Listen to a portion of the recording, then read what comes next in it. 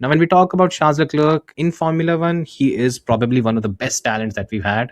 And I think that is something that got established as early as 2019 when he stepped up to Ferrari. He's been with the team since 2019, and that means that he's been a part of the squad for 7 years. During these 7 years, he has not even fought for the title once. In 2022 early races, he was competing with Max, but then Ferrari imploded and imploded spectacularly. Since then, there hasn't been a hope. And that is disappointing for a driver of his caliber, especially since in 2025, we've already had Lando Norris fight for the championship for the second time in his career and clinch a title. The problem that Charles Leclerc faces right now is the drivers that he competed with in his junior careers and the drivers that graduated to Formula One a year earlier or after him. They seem to be in a much better position in their careers compared to Leclerc. You have Lando Norris, he debuted in 2019 and he's already a world champion. You have George Russell, he also debuted in 2019. In all likelihood, if Mercedes is strong, which seems it is going to be, 2026 is going to be a year where George Russell is probably going to be fighting at the front. Then we can talk about Oscar Piastri, who has been fighting at the front regularly in the last couple of years. And then we have Max, who is already a 4-time world champion and a legitimate legend of the sport. Now, when we look at these names, I think it's safe to say that Charles Leclerc, in terms of his driving ability and the kind of skill and talent that he is in no way less than any of them. He's as good and probably better in some areas than these drivers. But his numbers and even the immediate future, it's not as bright. And that is something that is very disappointing. And that is where the 2026 season comes into the picture. For Charles Leclerc, wherever he is right now, I think the calls that he makes in 2026, I think these calls are going to decide the career trajectory he has for the next few years. And in all probability, this is the year that decides the legacy that Leclerc has. Because right now he has a legacy of a driver who has so much talent and oozes a lot of brilliance, but there's nothing to show for it when it comes to the numbers. Now, first of all, when we talk about Charles, one of the major problems that Leclerc faces is he banked on the wrong top team. In 2019, when he ultimately progressed and was promoted to Ferrari, that was a dream come true for him. And in all honesty, for him, 2019 is going to be a season that he'd be more or less satisfied with. He outscored Sebastian Vettel. He also won the Italian Grand Prix in front of the Tifosi.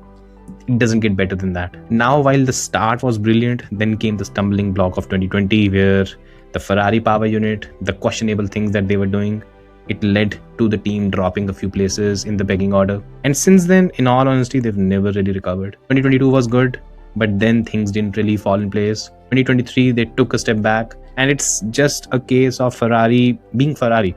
Now, while all of this was happening, Charles Leclerc, he continued to sign extensions and long-term contracts with Ferrari. He continued to reaffirm his commitment to the project. And a lot of it was down to the gratitude that he had. And because ultimately, if you win with Ferrari, you've probably achieved a lot more than what a typical driver does. That dream has put him in a position where he is in 2026, where he's yet to even fight for a title. And that is probably one of the biggest problems. He bet on the wrong horse and he's stuck to it for far too long. Now comes the second issue, and it is the fact that Charles Leclerc is not a young driver anymore. By the end of the 2026 F1 season, he's going to be 29 years of age. On the current F1 grid as well, Leclerc is going to be almost 10 years older than the likes of Kimi Antonelli and Arvid Lindblad. That should tell you that he's not your young driver anymore. And when it comes to Formula One, every top team, they tend to gyrate more towards the young driver. And that is something that Leclerc needs to be careful of. You have to know that you have to strike the iron when it's hot. And Leclerc, he is right now in his prime. But if he spends a few more years driving an uncompetitive car, that prime goes. It goes very quickly. And that is something he has to be very careful of. At 29, he is still a potential world champion. At 32, he will not be a potential world champion if he is not even fought for the title even once. As I said, he has to strike the iron when it's hot. And he has to maneuver himself to a position where he can fight for the world championship. Now, to add to this, the reason why I claim that for Leclerc, the calls he makes, and ultimately by the end of the 2026 F1 season, he would have decided his career trajectory and the legacy that he'll have.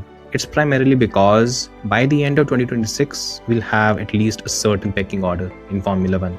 And when it comes to Formula One and new regulations, more often than not, and we've seen the pattern for more than a decade now, a team that has the jump start when it comes to a regulation, they tend to hold on to that advantage. And if by a miracle Ferrari is the team that has the advantage, of course Leclerc is golden, he's not going anywhere, his every dream has come true. However, if there is a scenario where Ferrari has not unlocked the best possible potential from the car, that's when Leclerc might have to move.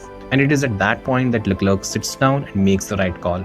At 29 years of age, the margin of error is getting smaller and smaller. You cannot afford multiple years driving uncompetitive cars. Hence, as I said, by the end of 2026, if Leclerc is not in a position where he has maneuvered himself in a project that can help him win championships in the future, or immediately, he is in for a rough ride, because stocks of a driver, they will start fading. They won't continue to be this high if there is no success to accompany the kind of accolades you have as a driver. And finally, and probably the most important thing, and I think this is something Charles Leclerc needs to learn as a student of the sport, he just needs to look at the driver in the other cockpit at Ferrari and see how he approached his career. Lewis Hamilton was almost in a similar position as Charles Leclerc finds himself right now. In 2012, Lewis Hamilton had spent almost 4 years with McLaren with almost no hope of a world championship. He did reach the final race in 2010 as one of the contenders, but it wasn't a comfortable ride. He was just holding on by a thread. But even if you look at those 4 years, that was not a McLaren that gave you the vibe that this team is going to win championships. Fortunately for Lewis, he had won a championship with McLaren in 2008. So giving that team 4 years, it made sense. And he did so. However, at the same time, he was the one who identified that McLaren was now a dead end. This was a team that was not on the up, but this was a team that was about to regress. He identified that. And at the same time, he identified that if there is a team that might be on the up and that could potentially nail the regulations in the future, that team is going to be Mercedes. And Lewis made the right call. If Lewis Hamilton had not made the right call in 2012 to move to Mercedes, there's actually a realistic possibility that Lewis ends the career as a one-time world champion. And if that had happened, I don't think he'll have the same legacy. I really don't. Lewis Hamilton is a 7-time world champion, primarily because in 2012, on one particular night, he ultimately figured out that McLaren was not the place to be and Mercedes was. And he made the call and he completely transformed his career. Charles Leclerc needs to sit down and analyze how Lewis Hamilton made those calls. And if possible, have a chat with him. Because at the end of the day, when it comes to Formula One, it comes down to those singular calls that you make that ultimately define your careers. Charles Leclerc, where he is right now, he's 28. He hasn't fought for the championship even once. He has a handful of wins, plenty of poles that weren't converted into wins. He is certifiably one of the fastest drivers in Formula One right now. But if he ends up being on the other side of 30s without even a title contention to his name, at that very moment, people would slowly start looking at younger talent. There's a Kimi Antonelli, there's an Ollie Bearman, there's an Arvid Lindblad.